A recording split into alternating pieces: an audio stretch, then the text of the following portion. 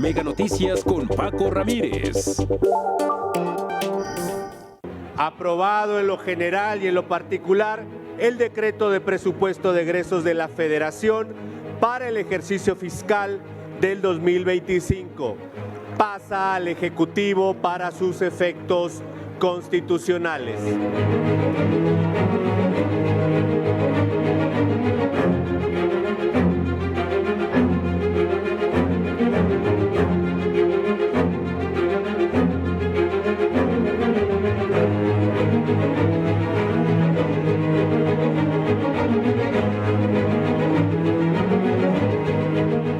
La instalación de las 172,000 casillas tendrá que sufrir una modificación.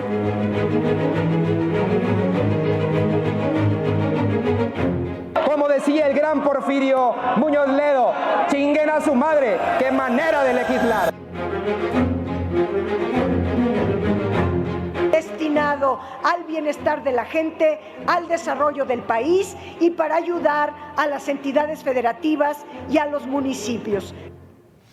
Bueno, ahí lo tiene usted, presupuesto de 9.3 billones aprobado a distancia. Es patético, es su obligación, su responsabilidad. Hablamos del acuerdo estratégico más importante para el crecimiento y la estabilidad del país. ¿Se acabó aquello de no moverle ni una coma? Bueno, hubo reasignaciones y también recortes en áreas verdaderamente estratégicas. Salud, seguridad, por mencionar las más importantes. Garantizados, sí, programas sociales y, cómo no, si quieren afiliar a 10 millones de militantes. Garantizada la elección de jueces y la continuación de las megaobras que siguen drenando nuestros recursos. Reducir el déficit fiscal, ¿cómo? ¿Con qué recursos? ¿Cómo afrontar la deuda que junto con los programas sociales se llevan la mitad del presupuesto, manteniendo la cara de Pemex y dejando fuera la infraestructura eléctrica y carretera, inhibiendo así crecimiento y productividad del país? Y de frente, ahí se los dejamos, de frente Donald Trump y el TEMEC. Vámonos con los datos duros, las cifras. Leticia Alcántara. ¿Qué tal? Pues luego de 13 horas de debate en los que no se tomó en cuenta ninguna reserva y en el que por momentos hubo conatos de violencia, insultos y acusaciones y sin un cambio a lo aprobado en comisiones, a las 3:25 de este jueves el Pleno de la Cámara de Diputados aprobó en lo particular el presupuesto de egresos 2025. Con 353 votos de Morena y aliados, se aprobó un gasto neto total de 9.3 billones de pesos, con reasignaciones por 44,000 millones y recortes a los 3 poderes y organismos autónomos por 30,220 millones de pesos. El 62% de las reasignaciones se lograron con las reducciones al Instituto Nacional Electoral y al Poder Judicial. Estos recortes, sumados a los recursos liberados con la extinción de los organismos autónomos, generaron una bolsa de 30,220 millones de pesos. Los beneficiados de esta bolsa fueron educación pública, en especial las universidades como la UNAM, que tenía un recorte de 5,000 millones de pesos, agricultura, infraestructura y comunicaciones, cultura, la Agencia de Transformación Digital y la Secretaría de las Mujeres. La aprobación fue de forma inédita, rápida, sin sorpresas y hasta sin legisladores, pues la mayoría morenista sesionó en la modalidad semipresencial, por lo que el Pleno lució semivacío durante varias horas, aún con pocos y molestos porque la lista de 1,029 reservas fuera desechada una a una. La oposición desató reclamos por no aprobar recursos a la salud, los cuales derivaron en confrontaciones, amagos, empujones y hasta en conatos de pelea. Vamos a ver un poco de este panorama. ¿Qué se siente, y abro comillas para que no se ofendan, qué se siente vivir en la plenitud del poder? ¿Qué se siente prometer y luego no tener para cumplir? Como decía el gran Porfirio Muñoz Ledo, qué manera de legislar. Tienes que pedirle a los de resguardo que efectivamente saquen a todos los que no son diputados y diputadas y que verifiquen si hay porros y si hay borrachos de ese lado. Aunque ofendido y agraviado, el oficialismo aseguró que el presupuesto para el próximo año es responsable. Este día, la presidenta del Instituto Nacional Electoral, Guadalupe Tadei, calificó como severo y preocupante el recorte para este organismo, pero dijo que el INE no va a hacer berrinche y aseguró que con los recursos que les aprobaron realizará una elección judicial de calidad. Este es mi reporte, regreso con ustedes. Muchas gracias, Leticia, y establecemos comunicación con Jesús Carrillo, director de Economía del IMCO. Te agradecemos mucho, Jesús, estos minutos para Mega Noticias. Muy buenas noches. Y de entrada te pregunto, ¿bueno o malo el presupuesto? ¿Es lo que necesita México? ¿Qué tal, Paco? Muy buenas noches. Encantado de saludarte a ti y al auditorio. A ver, yo creo que hay que enmarcar este presupuesto. Sin duda, no se puede analizar sin ver que venimos de un año con el déficit pues más alto de las últimas décadas. Entonces era de esperarse y era muy necesario este recorte para reducir el déficit el próximo año. Entonces, por una parte se proyectan más ingresos, que hay que ver si se podrán alcanzar. Está difícil que crezca la economía más del 2%, y por otra parte, pues estos recortes duros en diferentes áreas. Tú ya enmarcabas algunas, como la seguridad y la salud. Creo también que en algunos rubros de la inversión pública podría haber quedado un poco mejor la asignación, y desde luego muy preocupante que pues la mayoría del partido en el poder promueve una reforma judicial que requiere de elecciones, y ahora le quitan los recursos necesarios para una elección que va a ser más difícil de organizar que la presidencial, Paco. Entonces, creo que por ahí hay varios temas que seguramente podemos conversar, pero me parece que en suma, pues es un presupuesto que sirve quizás para poder sobrevivir el año que entra en términos fiscales, pero creo que no promueve el crecimiento de mediano y de largo plazo para la economía. Creo que se queda corto en ese sentido. Oye, a ver, en ese sentido, yo te preguntaría, ¿es un presupuesto realista? Que es clásica la pregunta, ¿no? ¿Es un presupuesto realista o, en su caso, es un presupuesto acomodaticio a las necesidades del gobierno, no de México? Mira, sin duda lo que hace es cumplir con algunas de las prioridades a las que ya se amarró la administración, incluso desde la Constitución, y la presidenta ha sido muy clara al respecto. Hay que cumplir con los programas sociales, entonces ese gasto pues ya está ahí. Hay otra parte muy importante y muy grande del gasto en la que sin duda se va a cumplir, que es, por ejemplo, el costo financiero de la deuda, las pensiones, el gasto federalizado, y con eso básicamente se acabaron los ingresos tributarios. Oye, y el resto del gasto político pues se vendrá del petróleo. Oye, Jesús, ¿y alcanza entonces para recortar, para bajar el déficit? Pues mira, el principal problema viene por el lado de los ingresos, Paco. Si el gobierno logra atenerse a este presupuesto, se baja una parte del déficit, pero para poderlo bajar por completo hasta el 3.9% del PIB que se está proponiendo, pues hay que subir los ingresos un 3.3%.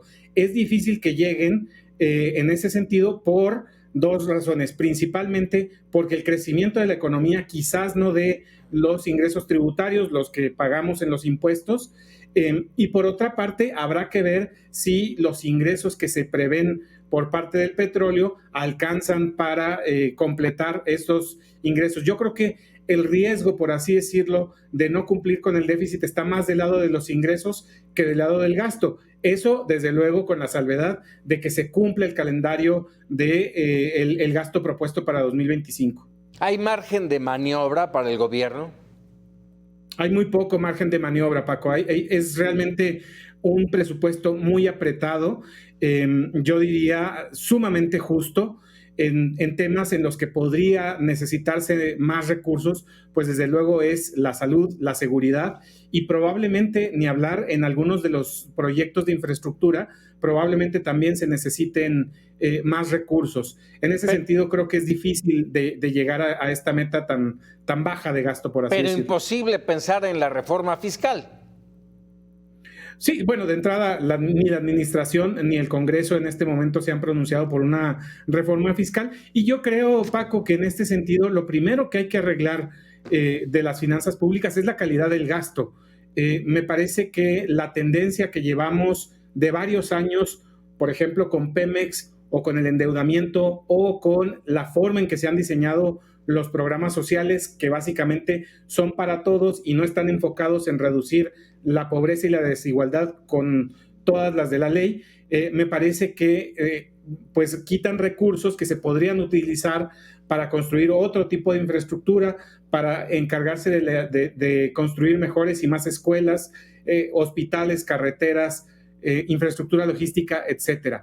En ese sentido, yo creo que una reforma fiscal al gasto es la primera que se necesita, y después ya pensemos en cómo se incrementarían los recursos tributarios y sobre todo qué hacer para mejorar el uso de la renta petrolera, Paco, que también sin duda es un tema muy importante, pues con deuda de décadas en ese sentido. Jesús Carrillo, agradecido de estos minutos para Mega Noticias. Al contrario, muchísimas gracias a ti y un saludo al auditorio. Muchas gracias, Jesús Carrillo, director de Economía del INCO. Oiga, déjame decirle, en este entorno, uno de los organismos que sufrió un mayor recorte fue el INE. Habían solicitado, ¿se acuerda? En números cerrados, 40,000 millones de pesos. Les recortaron 13,000 millones, recordemos que es lo que solicitaron para el proceso electoral de junio del próximo año.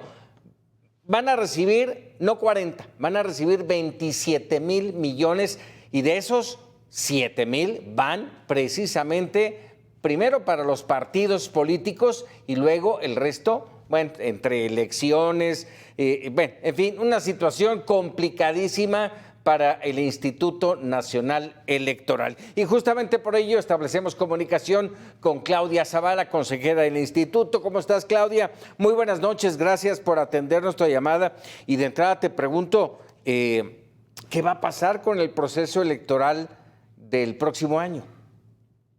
Francisco, buenas noches, muchas gracias por este espacio. Pues el INE va a cumplir con su responsabilidad en un modelo diferente, orillados precisamente por este ejercicio presupuestal limitado que nos ha dado la Cámara de Diputadas y Diputados.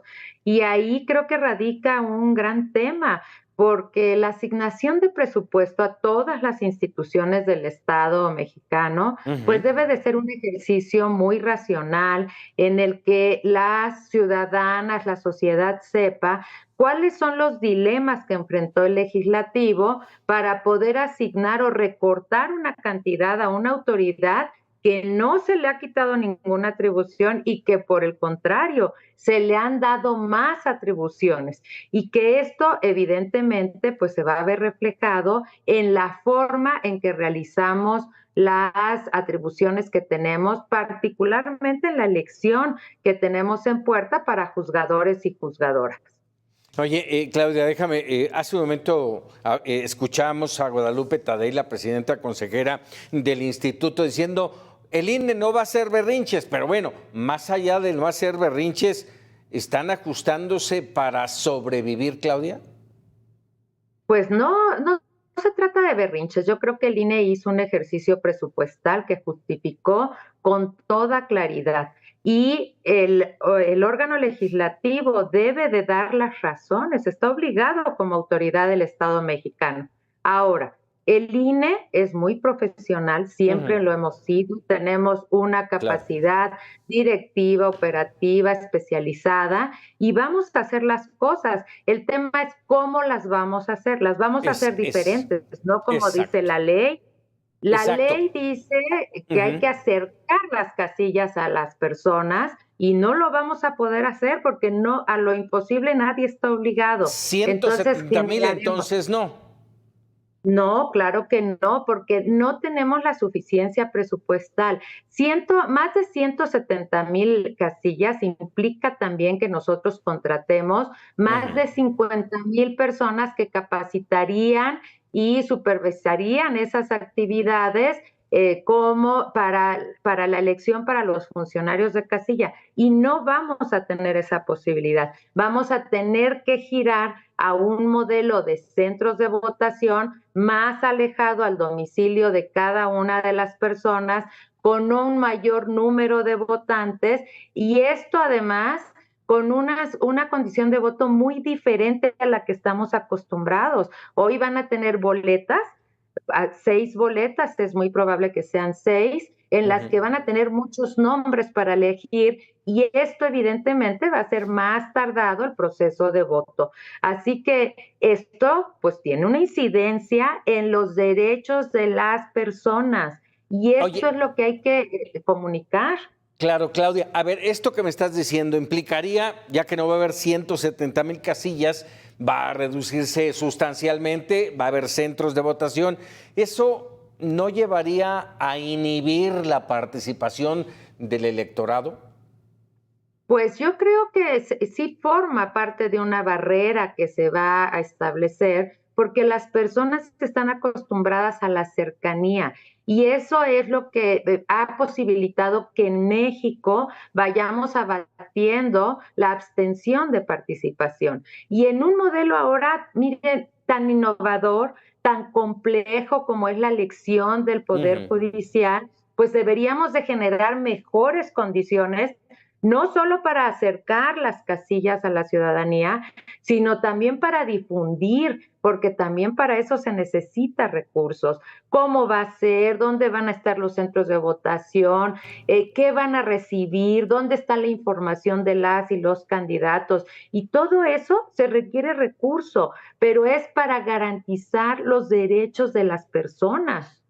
No, bueno, estás hablando de distancia, pero además agrégale que en esos centros de votación las filas serán larguísimas, si es que hay una participación importante. Eso esperaríamos. Pero bueno, ¿ese plan B ya lo están trabajando, Claudia? Sí, nosotros ya estamos de inmediato, nos pusimos a trabajar con nuestras áreas técnicas. Todavía no estamos en condiciones de decirle a la ciudadanía cómo va a ser, pero va a ser muy próximo, porque estamos con esto, poco tiempo, poco recurso y mucho que hacer. Y eso estamos dedicadas ahorita las consejeras, los consejeros, pero también todo nuestro cuerpo operativo y, por supuesto, profesionalizado en el servicio profesional electoral. Claudia Zavala, consejera, como siempre, agradecido de que nos regales unos minutos aquí en Mega Noticias. Muchísimas gracias, Francisco, a ti por este espacio, porque para nosotros es muy importante de aquí en adelante contar con su apoyo para difundir. Gracias, buenas noches a todas y a todos. Por supuesto, muy buenas noches.